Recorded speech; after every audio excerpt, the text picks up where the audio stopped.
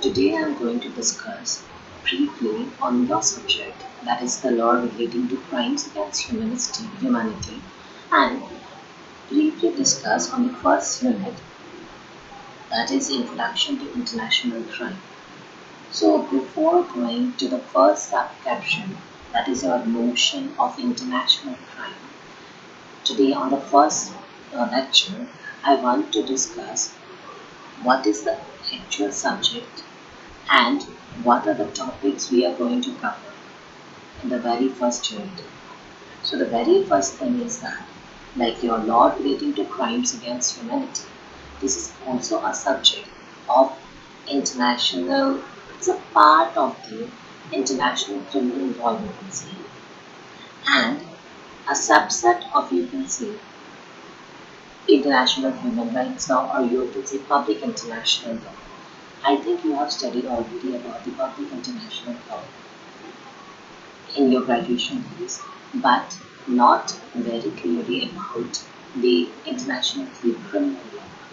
As you are the human rights students, so you will have a better understanding now regarding like the topic related to international criminal law and also the law related to crimes against humanity. See, this subject, very subject, that is the law relating to crimes against humanity, it is neither codified or it is widely accepted and ratified by states as the international human rights law. It is very, but even though it is not codified, it is not ratified, it is not accepted, but it is very much relevant to the study and the protection of international human rights because it generally aimed at punishing acts which affect fundamental human rights, namely your life, liberty, and security. Moreover, this very subject will give a comprehensive understanding of crimes against humanity, international criminal law, and its enforcement. It will also help to understand the fundamental legal framework in which law related to crimes against humanity develops. So, before going to the main subtopic, I just want to ponder over what is the actual meaning of crime because the subject is related to a law relating to crimes against humanity. So, from the very subject, you can just interpret that we are going to study the legislations which is relating to crimes against humanity.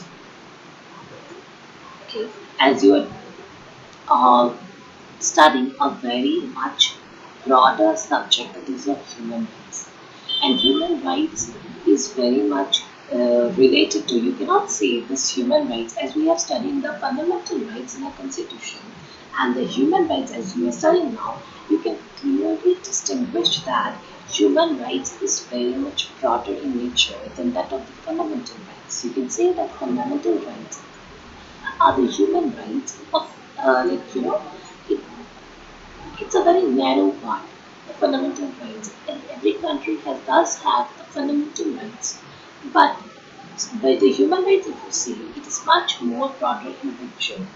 So you see, anything which is related to the humanity, which is violating the rights of the human beings, those actions, you can say those actions are violated to the humanity. So, in this very subject, we are going to study the laws which are relating to any type of crime against humanity. So, before like going into the depth, first of all, I want to explain you the meaning of crime. I hope you all already have studied the meaning of crime in the IPC in criminal law itself. But again, I'm telling you that what is the exact meaning of crime, you can say, as we are studying the law relating to crime against humanity. So, crime, we say, it is an offense which is against a public law. Okay, and it is an offense that merits community condemnation and punishment, usually by way of fine or imprisonment. Or you can say that crimes are, mela in se or bad in themselves, and they include all offences which are against the moral law, or they are mela prohibita, bad because prohibited has been against the sound policy which, unless prohibited, would be innocent or indifferent. So, from the very PPT also you can see that, in short, you can say that crime is an offence which is against the public law. There are a lot of definitions being given by various scholars regarding the definition of crime. But especially you can say that any action or omission which constitute an offence and is punishable by law is a crime. Or you can say in ordinary language, it is an unlawful act which is punishable by state or other authority. And it does not have any simple, universally accepted definition. Those statutory definitions have been provided for certain purposes. Moreover, you see, the definitions have been given by various, various people, and one of the definitions which has been given by Merriam-Webster, it is an illegal act for which someone can be punished by the government, especially a gross violation of law. So, you see, there are various definitions. There are innumerable definitions of crime. So, you see that this is the meaning of crime. We can see. I hope this definition is very clear to you all. Now, the next very thing is that what is a crime against humanity? Because first and foremost, this is a part of, you can say, international criminal law, the law relating to crimes against humanity. So, after knowing what is a crime, because we are going to study the crime against humanity, right? So, after having a knowledge about crime, now let us wonder about crime against humanity. So, what is actually the crime against humanity? It is an offense in international criminal law which is adopted in the Charter of the International Military Tribunal, number Charter, which tried surviving the Nazi leaders in 1945 and was in 1998 incorporated into the Rome Statute of the International Criminal Code. See, the crime against humanity, it consists of various acts. It may be, it's like a crime which against the humanity. So it consists of numerous number of acts, which may be murder, extermination, enslavement, torture, forcible transfer of population, imprisonment, rape, persecution, and forced disappearance and apartheid, among others.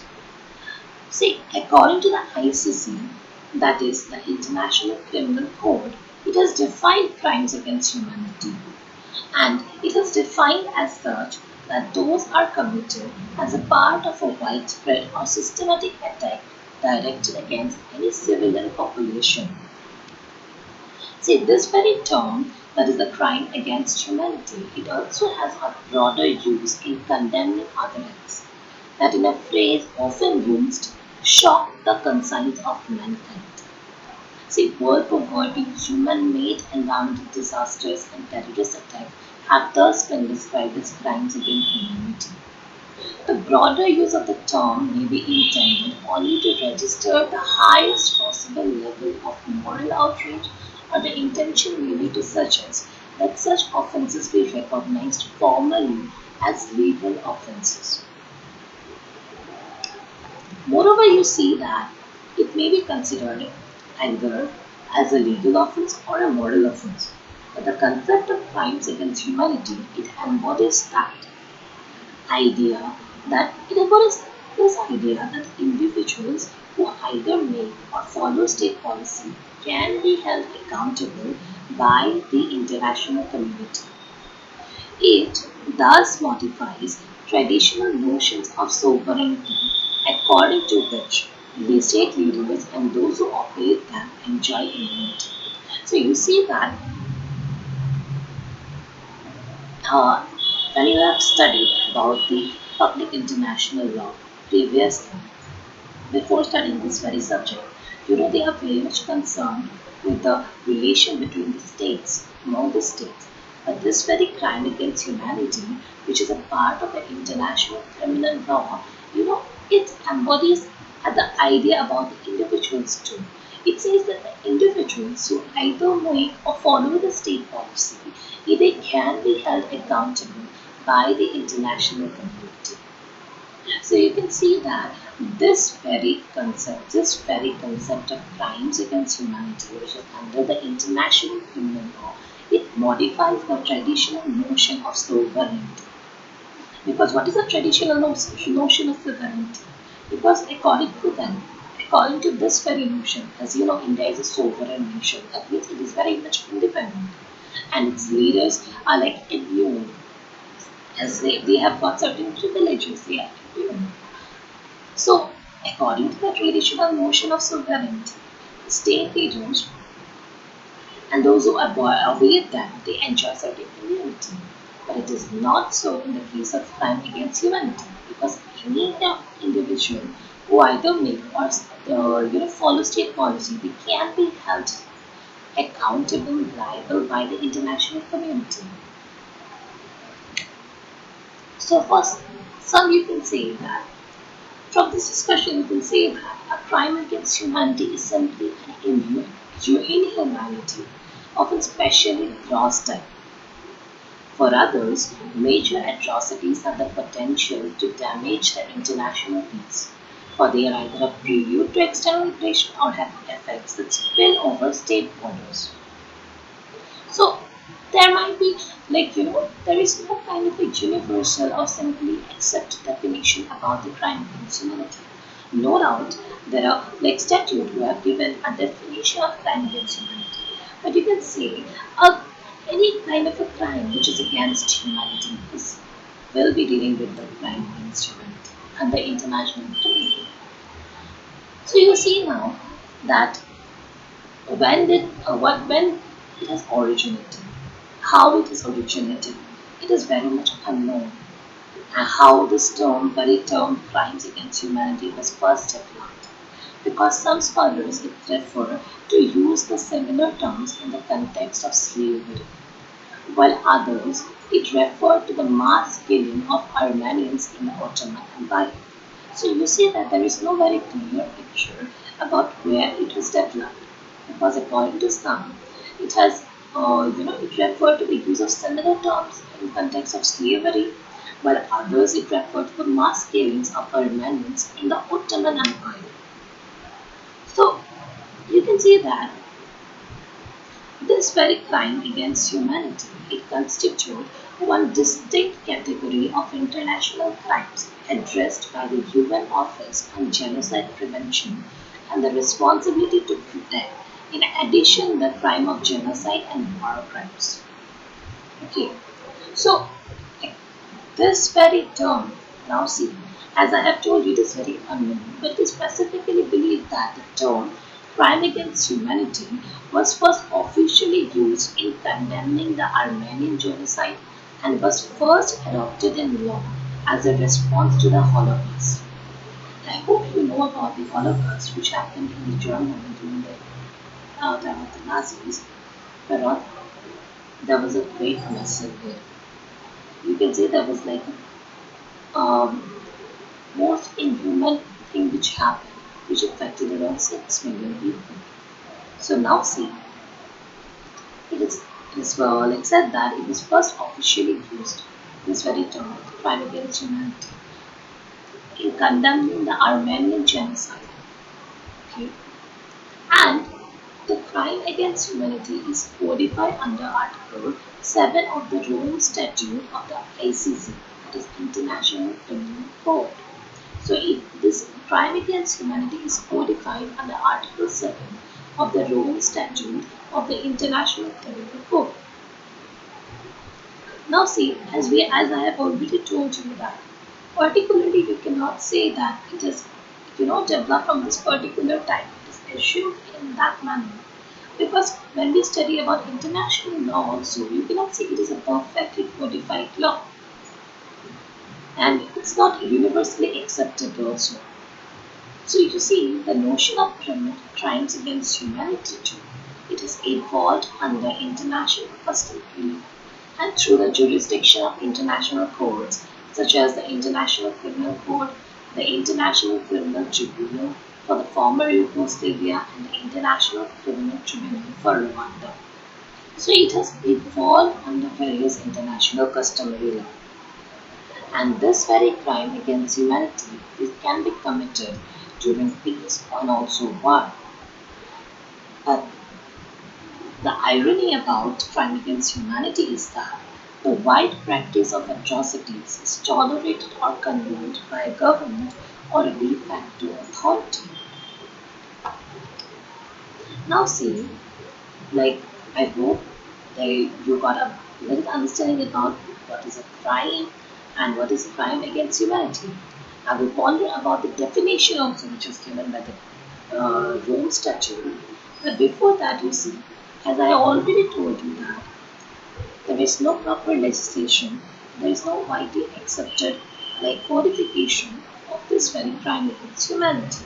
See, unlike the genocide and the war crimes, crime against humanity have not yet been codified in a dedicated treaty of international law. Okay. Despite this, the prohibition of crime against humanity is considered as a paramount norm of international law which is applicable to all the states. So it has not been codified in a dedicated treaty of international law, but still it is considered as a paramount norm of international law which is applicable to all states. Furthermore, you see, many states also have criminalized crime against humanity in their domestic law. As we will study more further, you will get to know about it. Now, the next is the definition which I have told you, which has been given by the Rome Statute of the International Criminal Court. So, the 1998 Rome Statute established the International Criminal Code.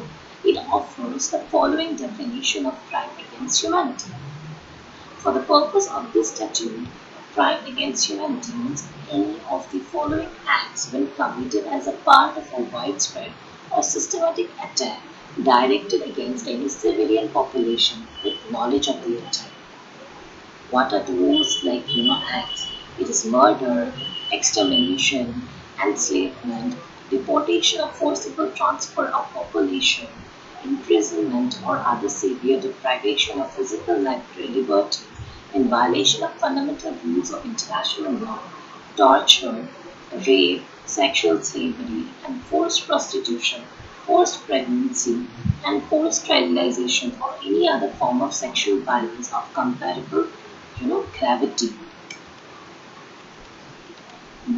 And persecution against any identifiable group or collectively on political, racial, national, ethnic, cultural, religious gender, as defined in paragraph 3 or other grounds that are universally recognized as impermissible under international law in connection with any act of referred to in this paragraph or any crime within the jurisdiction of court, enforced disappearance of persons, the crime of apartheid, other inhuman act of a similar character intentionally causing great suffering or serious injury to body or to mental or physical health. So this is the definition which has been given by the Rome Statute of the International Criminal Court. And as you see, there are various terms which have been used, which can be included within the term crime against humanity. First is murder, then extermination, enslavement. So, for the purpose of this paragraph 1, it has been explained in a very clear manner what is the exact meaning of the terms which are included in the crimes against humanity. So, you see, for the purpose of paragraph 1, attack directed against any civilian population means what? It means, of course, as we have seen that, like crime against humanity means any of the following acts, that is murder, extermination, enslavement, etc., when committed as part of a widespread or systematic attack directed against any civilian population. So, what is the meaning of attack directed against any civilian population? It has been explained beautifully. that attack directed against any civilian population. It means a course of conduct involving the multiple commission of acts referred to in paragraph 1 against any civilian population pursuant to or in furtherance of a state or organization policy to commit such act. Next is that extermination because it is also one of the acts which comprises of the crimes against humanity. So what is the exact meaning of extermination? So it includes the intentional infliction of condition of life, inter alia, the deprivation of access to food, medicine, which are calculated to bring about destruction of a part of a population. So you see intentional infliction of a condition of life. What are the basic conditions? It's like food, you know, clothing, shelter, basic necessities. So it's like that, where there is intentional infliction of conditions of life. Suppose there is a deprivation of access to food and medicine, which will, bring about the destruction of a part of a population. So it will be amounting to crime against humanity. Next, you see enslavement, which means the exercise of any or all of the powers attaching to the right of ownership over a person and includes the exercise of such power in the course of trafficking in persons. So you see, when the rights of ownership of a person is at stake, so you can see that you can clearly relate it to the trafficking in persons and in particularly the women and the children. The next one is, which is also amounting to crime against humanity, is deportation or forcible transfer of population. It means forced displacement of the persons concerned by expulsion or other coercive acts from the area in which they are lawfully present without grounds permitted under international law. So you see that whenever a person is forcibly displaced, concerned by expulsion or other coercive act from the area in which they are present lawfully without the grounds permitted under the international law, it will also amount to crime against humanity. So, you see, extermination, enslavement, deportation, or forcible transfer of populations all comprise or they are the crimes against humanity under international criminal law. You can see. Then torture. This is also a crime, amounts to crime against humanity. This very term, the torture, it may inflict many things. It means the intentional infliction of severe pain or suffering. And this particular pain or suffering, it may be physical or either mental upon a person in the custody or under the control of the accused, except that torture. It shall not include pain or suffering arising only from inherent in or incidental to lawful sanctions. Okay. Then we have forced pregnancy, which is also a crime against humanity. It means the unlawful confinement of a woman forcibly. See, uh, there will be unlawful confinement of a woman which is forcibly made pregnant with the intent of affecting the ethnic composition of any population or carrying out other grave violation of international law. Okay, but this very definition, it shall not in any way be interpreted as affecting national laws which is relating to pregnancy. So this very is as per the Rome Statute of the International Criminal Code. The next is the persecution. Persecution means the intentional and severe deprivation of the fundamental rights which are in violation to international law by reason of the identity of a group or collectively. Okay, the crime of apartheid, as you know, I suppose, like it means inhuman acts of a character similar to those groups committed in the context, like the racial. You can clearly connect this with the racial thing. You know, like systematic operation and domination by one racial group over any other racial group or groups and committed with the intention of maintaining that regime. So you see the black and whites. This is also apartheid, the racial discrimination, which is you can see like in USA, you can see a lot of racial discrimination. There has been instant, very Recently, I hope you have gone through that particular incident where there has been racial discrimination even till now between the whites and the blacks. So this is also a crime of apartheid which amounts to crime against humanity. The next very term which have been used in the law relating to crime against, or you can say in crime against humanity, is the enforced disappearance of persons. It means that you can see the arrest, unlawful arrest, detention, abduction of a person by or with the authorization, support, or acquiescence of a state or a political organization, followed by a refusal to acknowledge that deprivation of freedom or to give information on the fate or whereabouts of those persons with the intention of removing them for the protection of the law for a prolonged period of time. So you see, enforced disappearance of persons. It may be, unlawful arrest, detention, abduction of a person, and there may be refusal to acknowledge that deprivation of freedom or to give information about the whereabouts of the person. This also amounts to crime against humanity. So this very definition, which has been given by the Rome Statute of International Criminal Code, it clearly depicts the crimes which may be amount to the crimes against humanity. Now you see, this very definition of crime against humanity, it effectively contains almost three elements. You can say the which can be which we can study under the elements of crime. So this there are almost three elements of crime which is in this particular definition, which is given by the Rome Statute of International Criminal. The first one is a physical element, which includes the commission of any of the above acts, such as murder or torture. Second is your contextual element, when committed as a part of widespread or systematic attack directed against any civilian population, and a mental element with knowledge of the attack. So I think it is clear. The physical element, that may be a murder or torture. Context, contextual is like systematic attack on the civilian population, and the mental one. You can believe that the mens rea, that with the evil motive, you can say evil intention, with knowledge of the attack. So these are the three elements of crime as per the definition which has been given by the ISIS of the Rome Statute. So you see the number of the required physical elements is very much similar to that of the physical elements required for the crimes of genocide and war crimes. For example, you see rape, sexual slavery, or enforced prostitution is one type of war crimes which is covered by the Rome Statute, but killing members of the group may constitute genocide.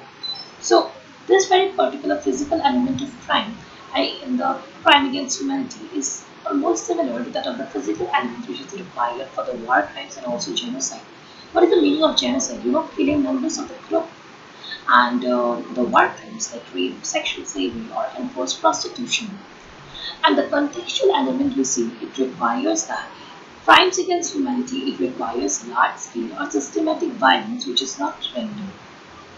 So you see, crime against humanity, it can be, distinguished from genocide and war crimes through closer examination of the contextual and the mental element.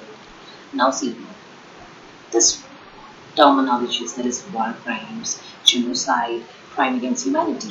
This three you can say, this subpart of the international criminal law. They're the subparts, and we are mainly focusing on the crime against humanity, like humanity. So we can ponder about the distinction between the crime against humanity and genocide. So what is the difference between the crime against humanity and genocide? See, while genocide, which requires the intent to destroy a national, ethnic, racial, or religious group, crime against humanity, it do not need to target a specific group. The victim of the attack can be any civilian population, regardless of its affiliation or identity. Furthermore, while genocide requires proof of a specific discriminatory intent in line with the above, crime against humanity requires proof of a general intent to attack a civilian population. So, these are the distinction between the crime against humanity and genocide. Moreover, there is a distinction between crime against humanity and also war crimes.